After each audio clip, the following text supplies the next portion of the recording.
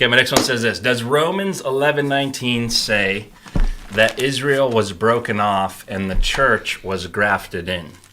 So maybe you want to read that? Yeah. Let me get a little bit earlier.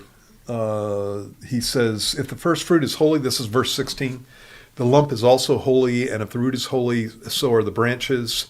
And if some of the branches were broken off, and you being a wild olive tree were grafted in among them, and with them became a partaker of the root and fatness of the olive tree, do not boast against the branches, but if you do boast, remember that you do not support the root, but the root supports you. You will say then, branches were broken off that I might be grafted in. Well said, because of unbelief they were broken off, and you stand by faith. Do not be haughty, but fear. For if God did not spare the natural branches, he may not spare you either. Therefore consider the goodness and severity of God on those who fell, severity, but toward you goodness, if you continue in his goodness, otherwise you also will be cut off. Generally speaking, you don't want to take a metaphor too far. And what Paul is talking about is the fact that the nation of Israel has been rejected by God because of unbelief. And he's not talking about the whole nation of Israel, because obviously he's part of the nation of Israel. But he is talking about the nation as a whole. But you got to be careful with this, because it talks about the fact it's not a branch that got broken off, it's branches that got broken off. And so at the same time that he's talking about a whole people, talking about the Jewish people, he's talking about individuals at the very same time. And part of the reason for an understanding that way is because of what's said in verse 21. If God did not spare the natural branches, he may not spare you either. And so there is no theology in which God ditches the church at all. And so there's no warning that the church of God could be separated from God, like there were warnings about the nation of Israel being separated from God.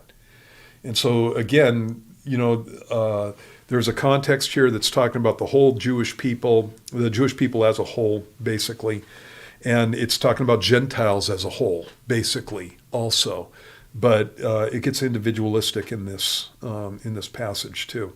And so, what happens with this whole thing is God uses the Gentiles to provoke the Jews. If you read a little bit earlier on, it says in verse 11, I say then, have they stumbled that they should fall? Certainly not, but through their fall to provoke them to jealousy, salvation has come to the Gentiles. And notice he's not saying the church, he's saying to the Gentiles. Now, if their fall is riches for the world, and their failure riches for the Gentiles, how much more their fullness? For I speak to you Gentiles, and inasmuch as I am an apostle to the Gentiles, I magnify my ministry, if by any means I may provoke to jealousy some of those who are my flesh, and save some of them. For if their being cast away is the reconciling of the world, talking about God going to the Gentiles, what will their acceptance be but life from the dead? And then it goes on to the passage that I just read. And so you're talking about God's purpose in going mainly to Gentiles after the rejection of the Jewish nation. And so, no, the church does not replace the Jews. It does not replace Israel. The Gentiles are the ones that God is going after, and the prophecy concerning the church is that the church would be mainly Gentile until the fullness of the Gentiles has come in, and then God's going to go after the Jews again. So it's kind of a nuance. This is a nuanced passage. It in no way teaches that God is done with the Jews. So you see Paul's attitude towards that too, because even though he was sent to the Gentiles, he always went into the synagogue first, and he's still trying to reach those guys. It's just not the focus, and usually they rejected him, and so then he moves on to the Gentiles. But if that was the attitude, you think Paul would have the same, and he doesn't. Yeah.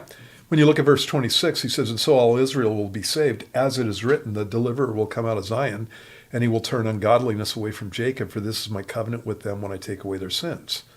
And then he says, concerning the gospel, they're enemies for your sake, But concerning the election, they are beloved for the sake of the fathers. And that's talking about the covenant to Abraham. And that God made a promise that that the Jewish nation was going to be blessed by God, and that he was going to give them their full inheritance, and that they were going to be a blessing of the world. And then he says this, verse 29, for the gifts and the calling of God are irrevocable. And that's in connection with the Jewish nation. So, that's pretty straightforward. Yeah, there you go. Yeah.